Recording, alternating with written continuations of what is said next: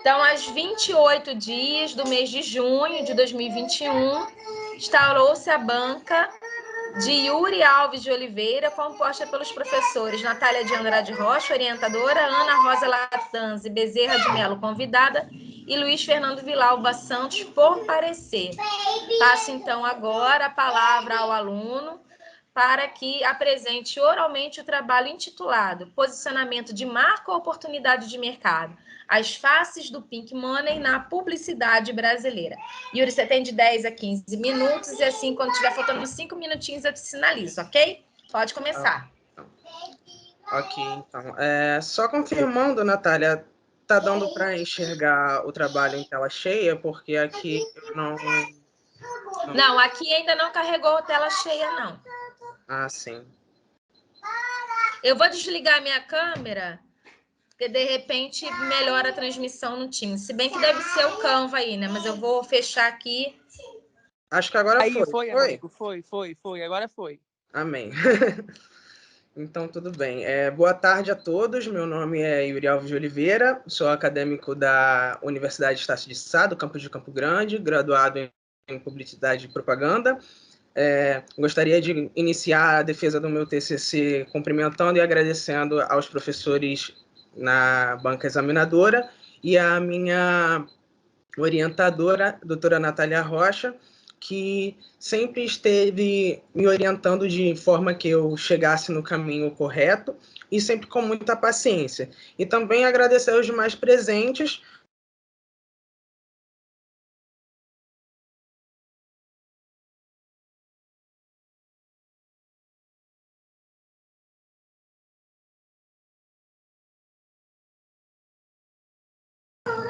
Travou para vocês também, gente? Travou. Sim. Pera aí, Natália, que eu vou dar uma ligada para ele.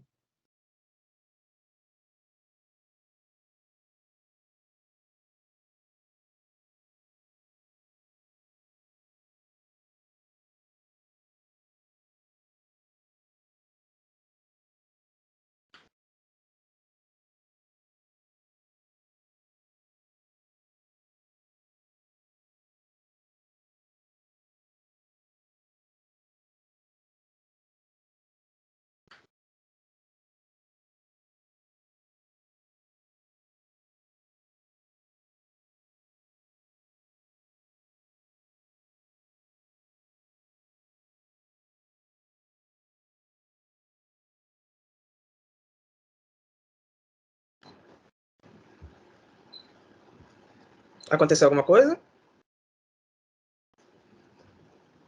A gente está te ouvindo agora. Ah, tá. Tinha travado, Vocês não estavam me ouvindo? Tinha travado na apresentação. No primeiro slide sim. deu uma travada. Mas agora tá tudo certo? Tá tudo certo, sim. Sim, Se tá quiser aparecendo voltar o ao slide primeiro. do porquinho. Oi? Tá bom, aparecendo o slide do porquinho, o objetivo de pesquisa. Tudo bem, então. Desculpa aí, gente. Obrigado. Então, o objetivo de pesquisa, como eu estava dizendo, seria o estudo da estratégia de posicionamento das marcas com relação à representatividade LGBTQIA+. O Pink Money, ele está representado como o potencial de consumo da comunidade LGBTQIA+, e ele em si tem essa relação com a representatividade LGBTQIA+, justamente pelo posicionamento de marca, que é uma estratégia de marketing, ele ter toda a estratégia de publicidade que é voltada a esse público tem como objetivo alcançar ao Pink Money. A motivação da realização desse artigo é dar visibilidade à causa, né, que precisa ser sempre visibilizada, e também poder propor uma discussão aos leitores da área de comunicação social sobre o cenário que ainda é muito confuso das campanhas publicitárias voltadas à comunidade LGBTQIA+. A pergunta de partida para a elaboração desse artigo foi até que ponto o posicionamento pró-LGBTQIA+, de uma marca pode ser considerado consistente e representativo à comunidade ou somente uma estratégia de mercado. Desde meados da década de 2010, é possível enxergar que muitas marcas vieram a cada vez mais querer tocar no assunto diversidade. E essa escolha ela não é feita de repente ou de qualquer jeito, já que o Pink Money em si ele representa hoje em dia cerca de 3 trilhões de dólares por ano em todo o mundo. E o posicionamento ele é uma estratégia de mercado, mas segundo Philip Kotler, ele não é somente uma estratégia de mercado, ele é também a imagem da marca, ele é a diferenciação dessa marca para as outras. Então, se é algo que está constantemente relacionado à imagem da marca, ele necessita ser consistente e precisa ser representativo também, já que estamos falando de um assunto social como é a diversidade. É interessante notar que essas duas marcas que aparecem agora na tela, a Natura e a Riachuelo, elas são duas marcas que possuem campanhas que estão ligadas ao movimento LGBT, tanto como ideias e estratégias também voltadas para esse público, mas que uma é vista com bons olhos por esse nicho e outra já não é tão vista com bons olhos, né? E a função dessa pergunta de partida é justamente questionar o porquê que isso acontece. Até que ponto esse posicionamento pode ser considerado vantajoso para uma marca ou duvidoso, na visão dos consumidores.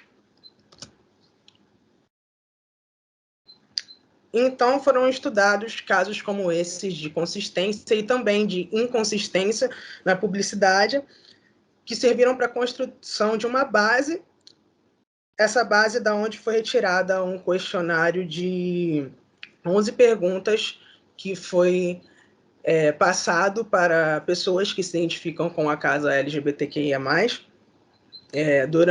entre os dias 22 de maio de 2021 e 29 de maio de 2021 também. E foi feito um levantamento de dados com relação a esse questionário.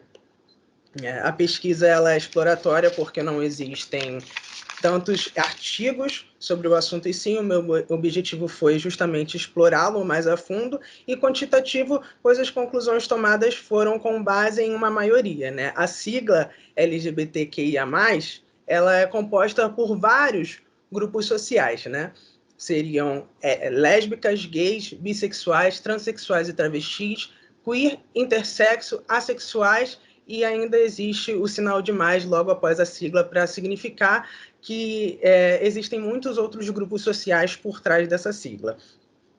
Então, é importante destacar que, como cada grupo social tem a sua visão de mundo diferente, a visão de mundo que foi coletada nesse questionário, ela tem como base essa maioria, que no caso desse artigo seria o grupo cisgênero e o grupo gay.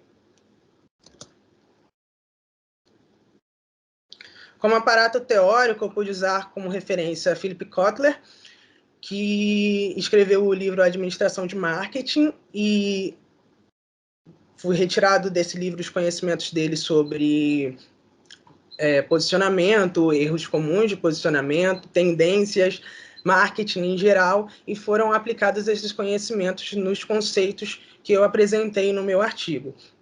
Mindy Lee e Sarah Champlin foram dois autores que fizeram um estudo sobre Pride Advertisement, traduzido literalmente do inglês como propagandas de orgulho, que são normalmente divulgadas durante o mês do orgulho LGBTQIA+. E esse estudo foi feito justamente para comparar a opinião de pessoas heterossexuais cisgênero com pessoas LGBT em relação a essas propagandas de orgulho. Foi concluído nesse estudo de que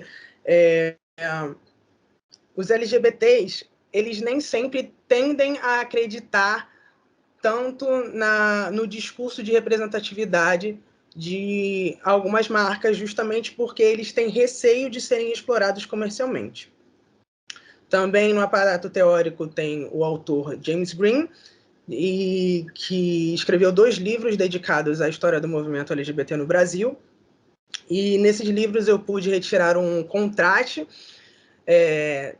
da representação LGBTQIA+, de 100 anos atrás até atualmente, e analisando esse contraste foi possível entender o porquê que essa comunidade, no caso, essa comunidade ela é tão criteriosa e tão crítica quanto as propagandas de orgulho, né?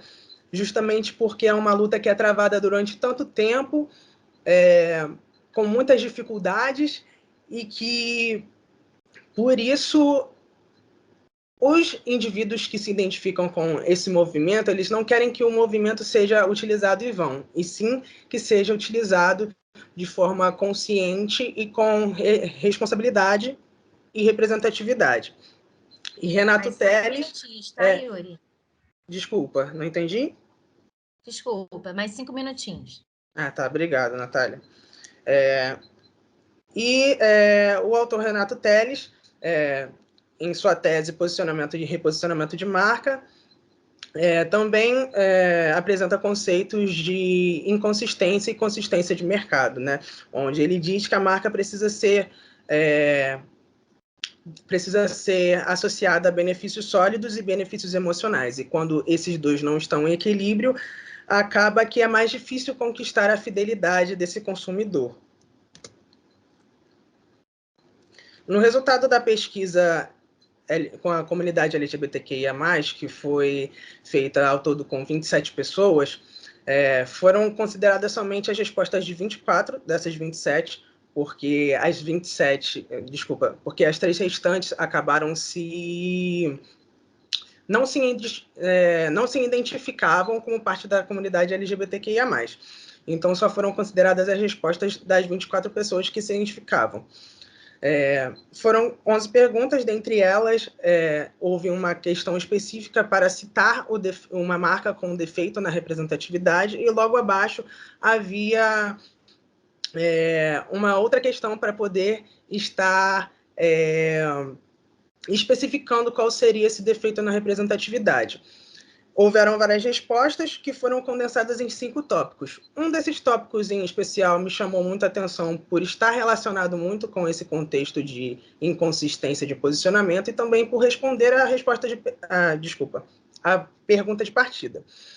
Esse tópico seria: possui propaganda pró-diversidade, mas na prática, em seus ambientes de trabalho e ou atendimento, é possível ver atitudes preconceituosas.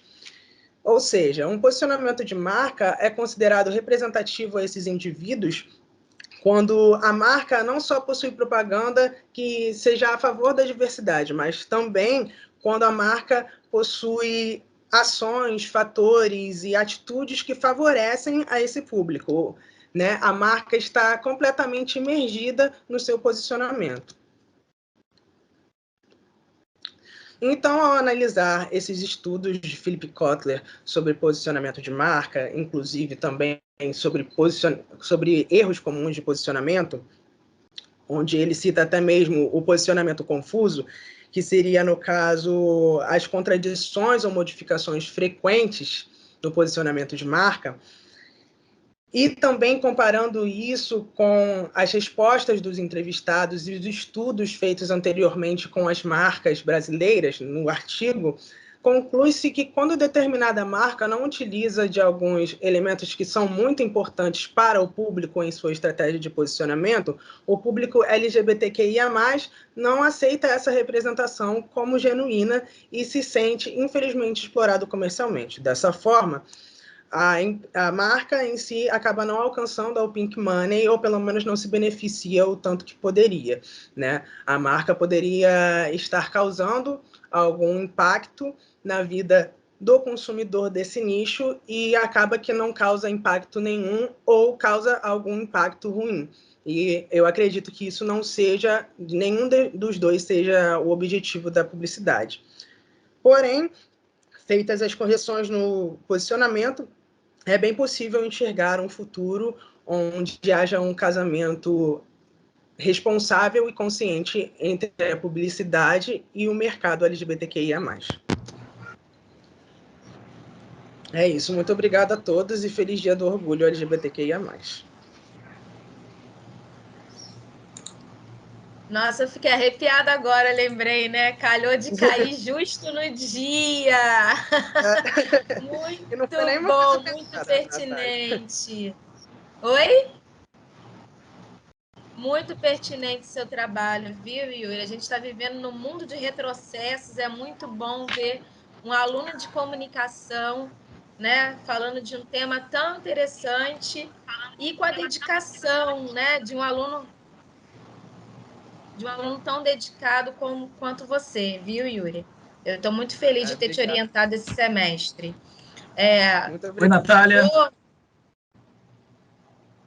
Tá me travando um pouquinho. Eu vou ler o parecer do professor, que enviou o parecer para mim, professor Luiz Fernando, e depois eu vou passar a palavra às considerações da professora Ana, tá? Tá ótimo. O professor Luiz Fernando colocou assim: trabalho extremamente pertinente diante do cenário atual em nosso país, um trabalho de qualidade que demonstra coragem em explorar um tema de suma importância em nossa sociedade. E aí ele colocou aqui que o trabalho tem clareza na proposição, tem uma boa estrutura, fez uma boa revisão bibliográfica, tem clareza no desenvolvimento, na identificação do problema. E é um trabalho muito pertinente, viu? E isso fez uma sugestão de nota. Professora Ana, minha amiga, que saudade, por favor. Olá, boa tarde. Também tô, Natinha, tô com saudade, principalmente porque eu tô aqui me batendo para fechar Esse cabelão aí, gente. Eu tô aproveitando que a gente está online, né? Então não deixa as coisas crescerem, né? Let it go. Primeiro eu queria manifestar assim, minha saudade também, estou morrendo de saudade, principalmente porque eu sou uma pessoa de grude, né, de afeto, de contato, e isso está sendo uma aprovação para mim, esses últimos 3 semestres, né? Segundo, porque eu dou aula em pé, e ficar sentada realmente tem trazido para mim sérias questões de controle emocional. Enfim, e saudade também dos nossos cafés, né? E de estar com os alunos lá. Muito. Não é? Eu queria agradecer, Yuri, por você ter me convidado, né?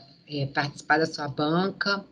Na verdade, esse semestre eu estou com 2 bancas só. Eu não aceitei banca de ninguém, porque eu ainda estou com uma pendência com CNPq que eu não consigo ainda resolver. E isso me afastou um pouco dessa parte de banca, né? Tanto de orientação quanto de participação como na análise dos trabalhos. Mas eu não pude deixar de aceitar a sua banca, né? E eu até me senti prestigiada, e vou te dizer mais também, e presenteada quando eu me deparei com o seu tema.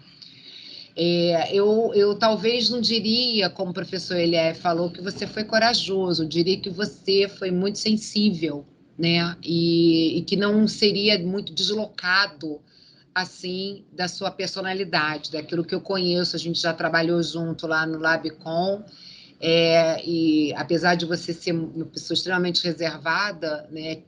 Até um pouco tímida, mas é muito fácil de perceber a sua sensibilidade.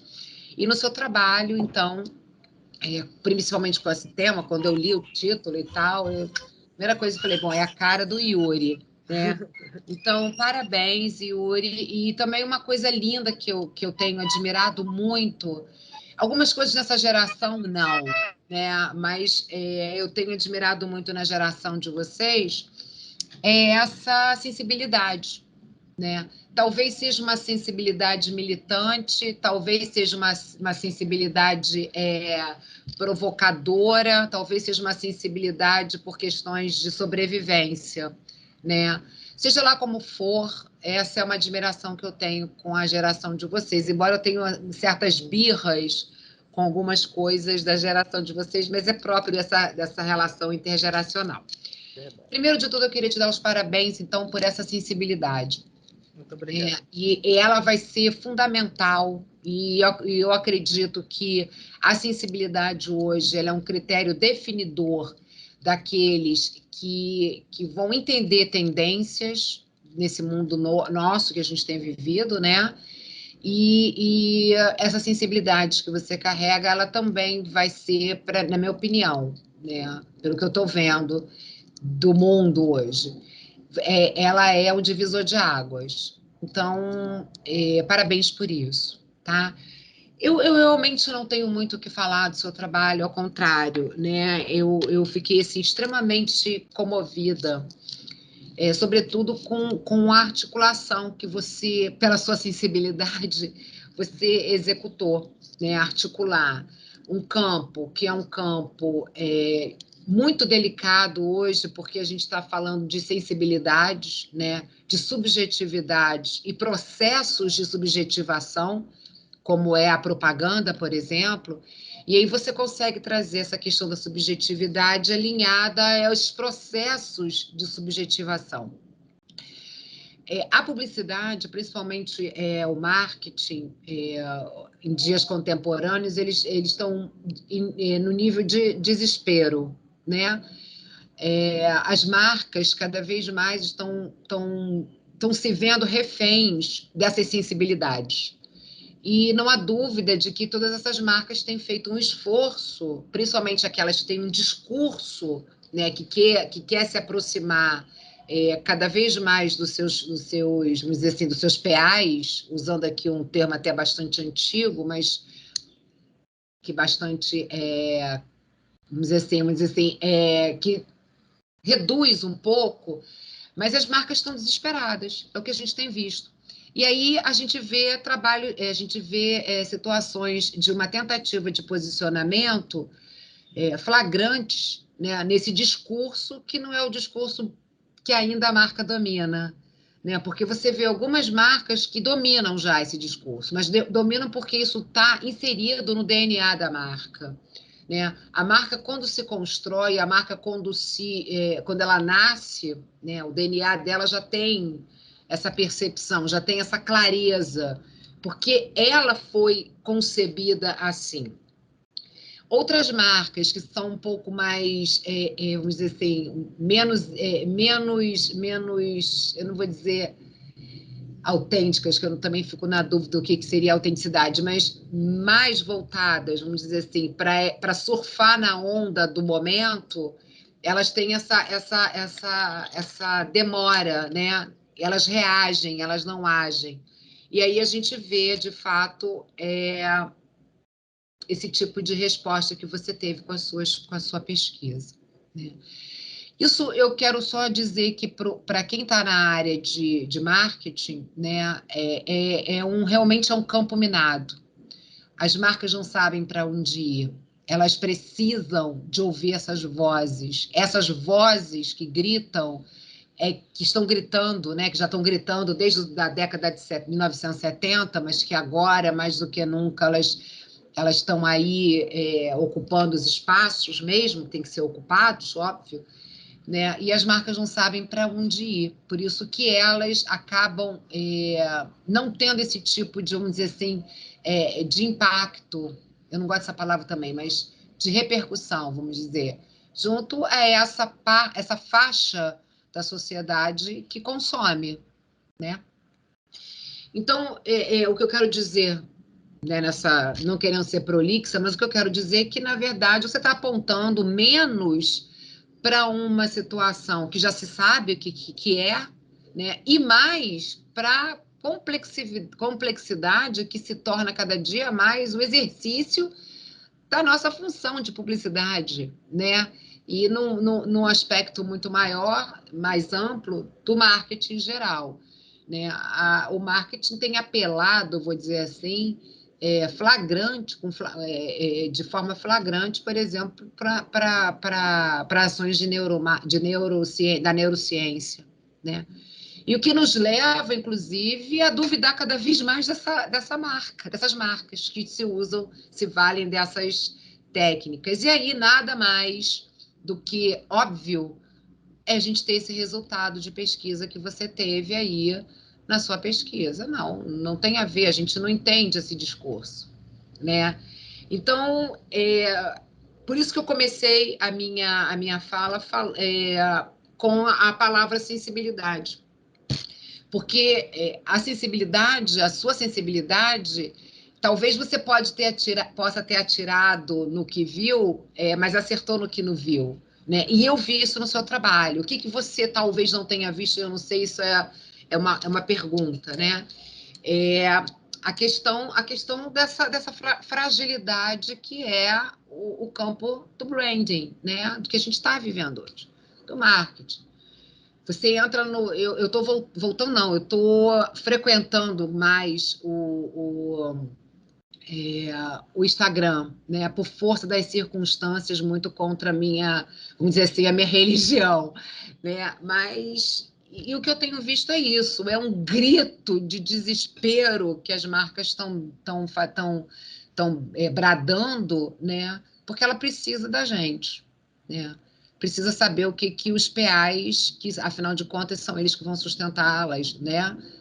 Por causa do consumo, o que a gente tem a dizer. Não me representa, não é isso do que eu penso, e eu entendo perfeitamente o que você está fazendo comigo. Você está querendo que eu pense que você é uma coisa que não está no seu DNA. Por isso, e aí, vindo aqui um pouco mais além, que a gente tem, assim, vários guetos, né? E eu vou usar um termo da antropologia, né? Para chamar a atenção, justamente que a gente não está falando mais de nicho, a gente está falando de gueto, porque a gente está falando de identidade, a gente está falando de produção de subjetividade. Bom, sem querer ser chata, a chata da hora, né? O que eu quero dizer é que a sua sensibilidade, eu sei que você tem esse olhar, né? Porque eu já trabalhei com você no Labcom e eu sei, é que você talvez tenha trazido menos uma questão do discurso e de posicionamento e mais essa crise, ter enxergado lá no fundo essa crise pela qual a gente está passando, a nossa profissão está passando. Né? E como eu falei, assim, você pode ter percebido, eu não sei, tá? É uma pergunta. Pode ter percebido isso no meio do seu trabalho. Talvez você não estivesse assim, propriamente pensando em discutir isso, mas que você, de repente, deve ter feito essa pergunta. Cara, olha onde eu estou. Né? Olha o caminho que eu estou fazendo como um profissional que vai trabalhar com essas subjetividades, né? E você está falando de grandes marcas aí, marcas que vendem para caramba. Eu não sei, por exemplo, quanto custa hoje uma marca dessa. Eu realmente entrei para cá, eu estava na minha agenda ver até para trazer quanto é que custa, qual é o valor dessa marca. Mas só para eu concluir aqui o que eu estou querendo dizer, né? Uma marca, que é uma pergunta que eu sempre me faço, que é uma das 10 marcas mais caras do mundo, que está na Interbrand, né? Se quiser consultar, que é a Coca-Cola. A pergunta que eu faço, como é que uma marca que vende refrigerante, ela é uma das 10 marcas mais valiosas? Ela só perde para a Amazon, para a Google, para a Microsoft, eu acho que para a Samsung, só para a marca de tecnologia. Como é que essa marca ela é uma das marcas mais valiosas do mundo, vendendo refrigerante para uma geração, né, que é altamente antenada, sobretudo, com a forma de como se alimenta.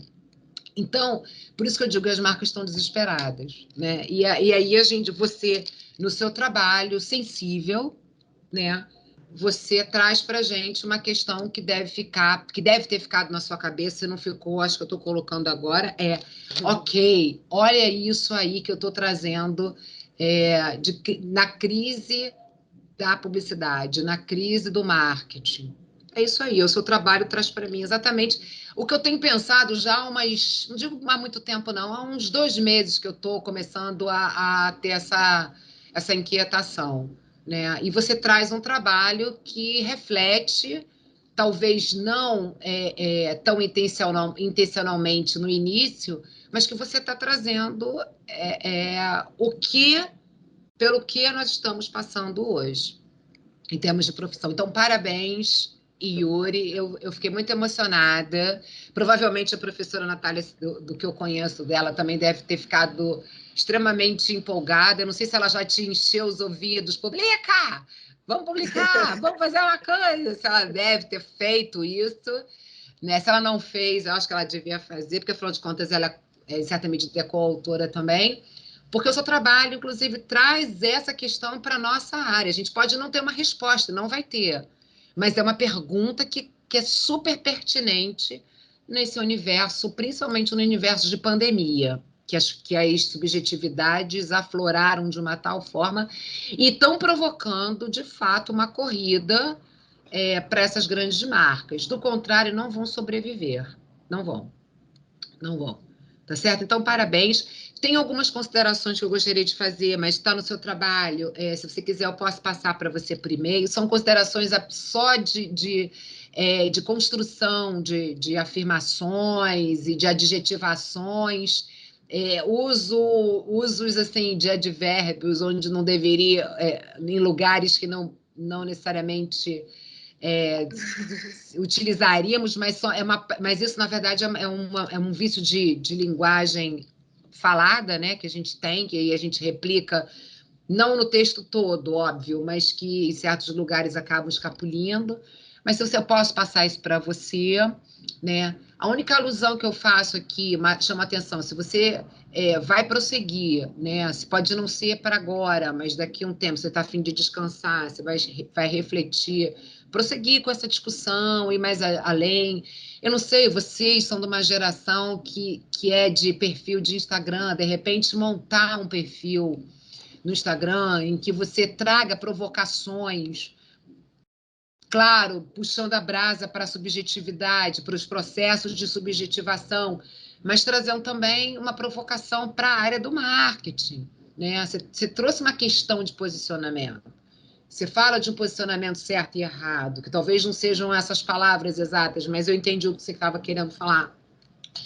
Mas eu acho que está na hora da gente discutir isso amplamente aí, até ouvindo as pancadas mesmo, porque a gente tem aí um monte de gente não é falar de direita, mas de direita no sentido pejorativo, tá? Não estou falando de direita e esquerda no sentido de político, não. Político, claro que acaba sendo, mas muita gente, vamos dizer assim, que quer aguardar ainda aquele papo de público-alvo, de discurso da marca. Não, a gente está vendendo, a gente quer vender. Né? Mas vamos vender então certo, já que eu quero vender para esse público que é um público que tem potencial de compra, vamos vender certo. E como é que a gente vende certo? Ouvindo. Como é que a gente ouve? Monitorando. E por aí vai. Tá? Então, parabéns. Tá?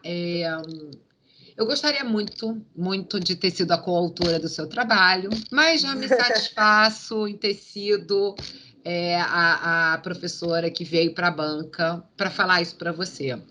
Parabéns, Yuri. Talvez seu trabalho seja até um benchmarking, né, Natália, para trabalhos futuros, sugestão de temas.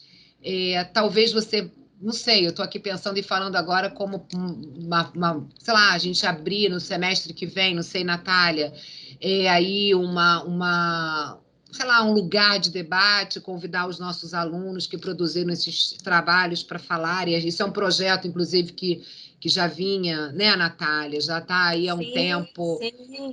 né, para Um a gente seminário colocar de pesquisa para gerar conhecimento, trazer temas A importantes. gente tem que botar isso em prática aí, porque eu queria muito ouvir esses alunos aí falando dessas coisas, questões, né? São questões Já sabe que pode, incrível. Pode escrever com a professora Ana e o convite realmente está feito. Eu acho que você deve publicar o seu artigo, sim. Já falei aqui que Intercom Júnior ainda está aberto. Se quiser fazer a inscrição para esse ano, ainda está aberto. Né? Senão, a gente guarda aí, tem outros congressos que vão acontecer. E a gente pode fazer um ensaio, né, Natália? Coautoria. Semestre que vem, se rolar, a gente pode fazer uma semana de iniciação, de pesquisa, que a gente estava querendo fazer desde lá do ano retrasado, sei lá. Inclusive com a publicação da revista Peladeza, tem todos os caminhos já para fazer isso. Só falta o tempo, Ana. Eu acho que vale a pena. Eu sei que a gente também é muito louca, porque a gente está falando, depois reclama que está cheio de trabalho, Mas não sei, que a gente é meio que apaixonada pela área acadêmica, assim, e principalmente as pratas da nossa casa, né? Crias nossas, não deixa de ser. Parabéns, Yuri, estou muito orgulhosa do seu trabalho. Parabéns. Muito mesmo, muito obrigado. Parabéns. Eu vou falar com a professora Ana aqui sobre a sua nota agora, Yuri. Eu vou fazer a pergunta que eu combinei, estou falando com os professores, eu combinei com os alunos que a apresentação era pública, mas que a nota, se eles quisessem, eu enviaria no particular, só mesmo faria a leitura, né, da formalidade da ata da aprovação, mas a nota daria no particular, se eles não se sentissem à vontade com a nota em aberto. E aí eu vou te fazer a pergunta, Yuri, você quer que divulgue a sua nota ou prefere que eu te envie particular? Pode divulgar, não tem problema não. Tá, ok, então. Tô só perguntando a Ana aqui pelo WhatsApp, já te falo, porque o professor do parecer já sugeriu. Tá legal. Responde aí, Ana.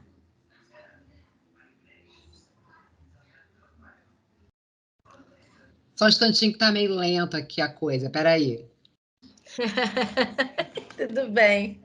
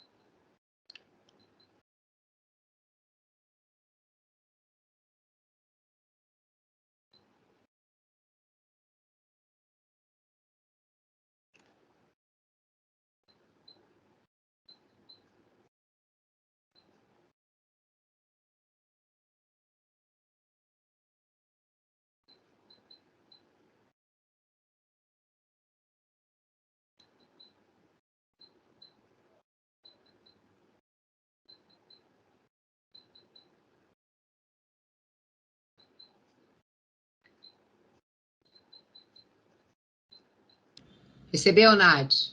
Recebi, vamos lá. Recebi uma ligação do meu marido perguntando sobre chuveiro. Peraí, vou ler agora, Yuri. Tá bom. Peraí, Yuri. Então, aos 28 dias do mês de junho de 2021, às 16h30, pelo campus West Shopping, da Universidade Estácio de Sá, instalou-se a banca online de defesa de trabalho de conclusão de curso do aluno Yuri Alves de Oliveira, composta pelos professores Natália de Andrade Rocha, orientadora, Ana Rosa Latanzi Bezerra de Mello, convidada, e Luiz Fernando Vilauba Santos, por parecer. Abertos os trabalhos, a presidente da banca passou a palavra ao aluno, a fim de que apresentasse oralmente o trabalho intitulado Posicionamento de marca, oportunidade de mercado, as faces do Pink Money na publicidade brasileira. Feita a exposição, o presidente da banca concedeu as palavras aos demais membros da banca para que comentassem o trabalho e arguissem o aluno para seguir e responder às questões feitas pelos professores convidados. Após os comentários, a banca emitiu o seguinte parecer: o seu trabalho, Yuri, foi aprovado com a nota 10.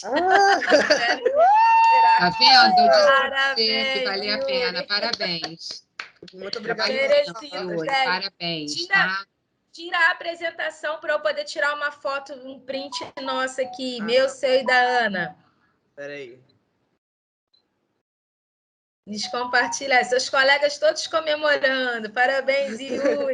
Obrigado, gente. Muito obrigado mesmo. Ana, muito obrigada. Tô com saudade, Natinha. Saudade Eu mesmo. também. Eu já te falei para a gente combinar o café lá. Tô louca. Vai, vamos arrumar a cara aí para a gente fazer o print. Vamos. Todo mundo ajeitado? Chico. Oi.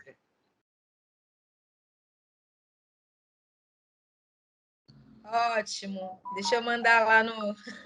Parabéns, parabéns, tá? Muito Fica com obrigado Deus. mesmo. Pessoal, o pessoal que está aqui também, meus alunos e minhas alunas, alunas, um beijo grande, boas férias para todo mundo. Fiquem na paz. Férias Um beijo, pessoal. merecidas. Um beijo, tchau. Beijo, Ana. Obrigada.